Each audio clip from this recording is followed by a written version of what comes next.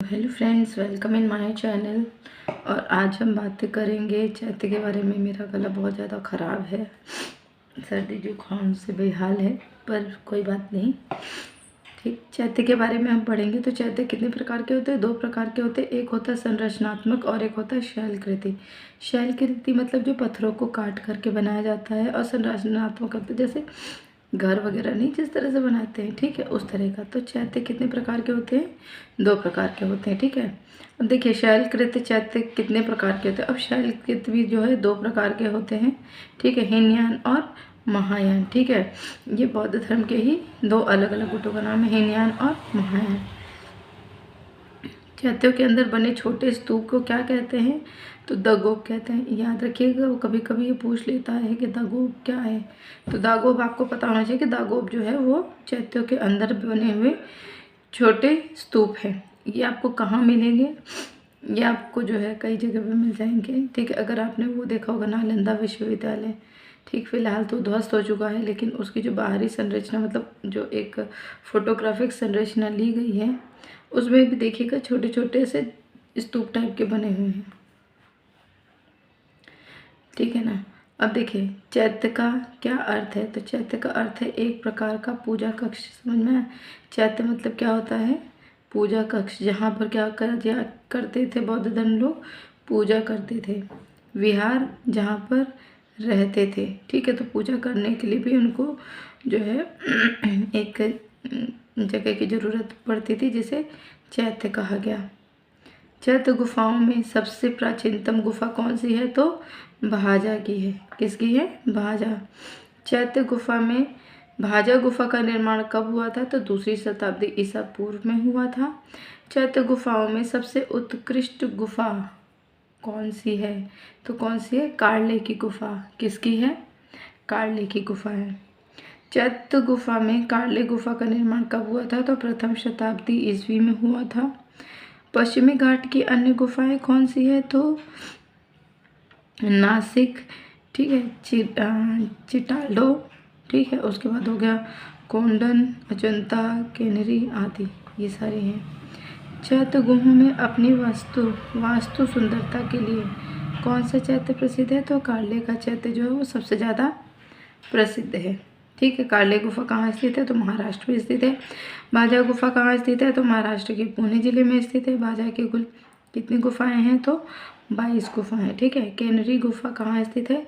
बम्बई के बोरीवली स्टेशन से 8 किलोमीटर दूर स्थित है, ठीक। अब देखिए, केनरी में कुल कितनी गुफाएं हैं? 33 गुफाएं हैं। ये सब नहीं पूछता इतना। उदयगिरी की गुफाएं कहाँ स्थित है? तो भुवनेश्वर के समीप उदयगिरी, ध्यान दीजिएगा। इस गुफा का निर्माण चट्टानों को काट कर बनाया गया है। उदयगिरी चैत्य का निर्माण किस काल में हुआ था? तो शुंग काल में हुआ था। इस गुफा के निर्मित चैत्य किस धर्म से संबंधित है? तो जैन धर्म से। अब याद रखिएगा, किसकी बात हो रही है? उदयगिरी। तो उदयगिरी में कौन किससे मतलब किससे रिलेटेड चैत्य बने थे? तो जैन धर्म से, ठीक है, जैन धर्म। बराबर तथा नागार्जुन शैली कृत गुफाएं कहाँ स्थित है? तो बिहार प्रांत के गया जिले में स्थित है। कहाँ? बिहार प्रांत के गया जिले में। अब ये देखिए, बौद्ध संगीति कहाँ कहाँ हुई थी? प्रथम बौद्ध संगीति हुई थी 483 ईसा में। कहाँ? राजगृह में, ठीक है। इसके समय किसका राज व्यवस्था? तो अजात शत्रु का मतलब अजात शत्रु का शासन काल था, ठीक। उसके बाद बात करते हैं द्वितीय, तृतीय, चतुर्थ संगति। द्वितीय कब हुई थी? ये 380 थी, ध्यान दीजिएगा।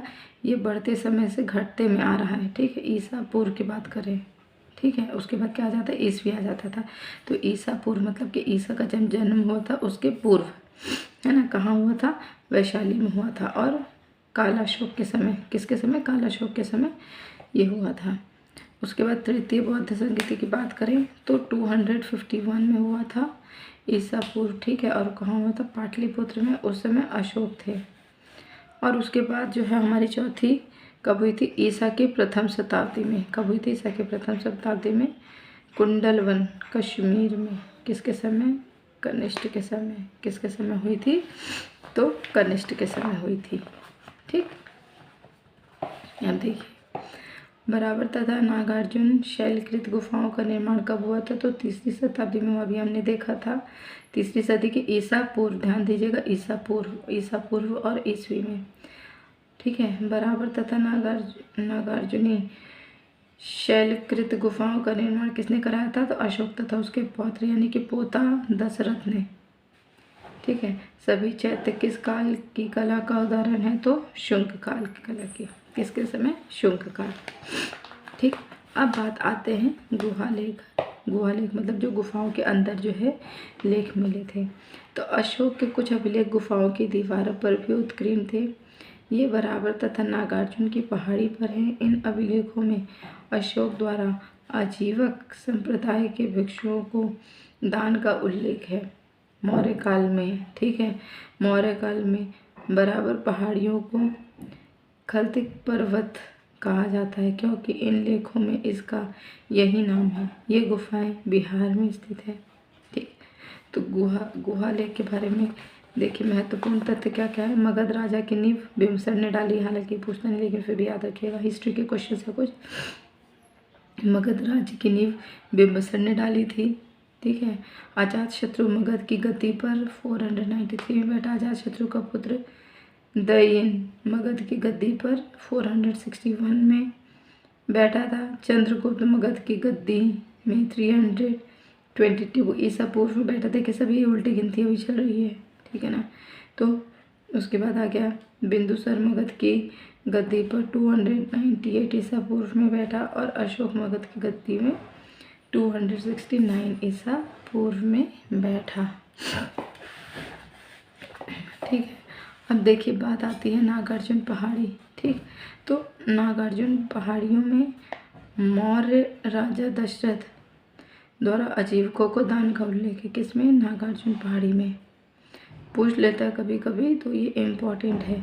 नागार्जुन पहाड़ी में मौर्य राजा दशरथ द्वारा आजीविकों का दान का उल्लेख है।